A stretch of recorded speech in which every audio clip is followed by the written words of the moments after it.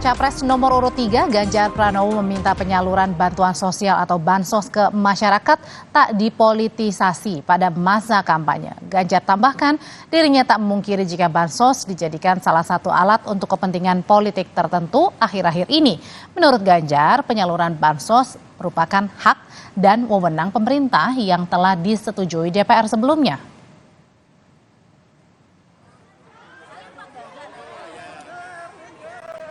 Menyetujui bahwa penyaluran bansos itu ditunda sampai Pilpres karena takutnya ada jangan dipolitisasi. Oh, jangan dipolitisasi ya, Pak? Jangan dipolitisasikan, itu hanya rakyat. Okay. Karena kan klaimnya biasa. Iya, sekarang bansos sudah menjadi komoditas yang baunya politik ya. Dulu ada yang menyampaikan jangan pilih Ganjar, nanti dia akan menghentikan bansos. Yang statement seperti itu rasa-rasanya tidak ngerti aturan. Bahwa bansos itu disetujui. Sementara Cawapres nomor urut 1 Muhaimin Iskandar bilang masyarakat harus mengetahui jika bansos itu dari pemerintah bukan dari pasangan calon tertentu. Dan atas hal itu Muhaimin mengajak masyarakat awasi penyaluran bansos agar tepat sasaran dan tak dipolitisasi. Butuh bantuan cepat, bansos nggak bisa dihentikan. Tapi rakyat juga harus tahu bahwa bansos itu punya uang negara, bukan uang calon.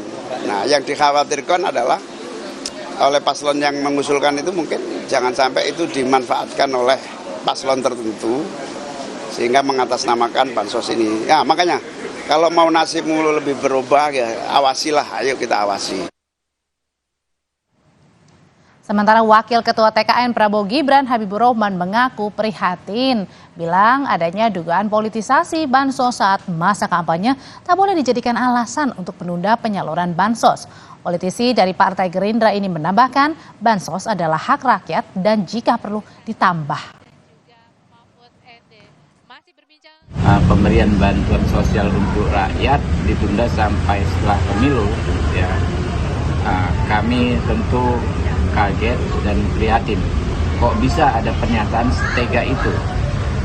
Kontestasi pemilu dijadikan alasan untuk menunda pemenuhan hak rakyat.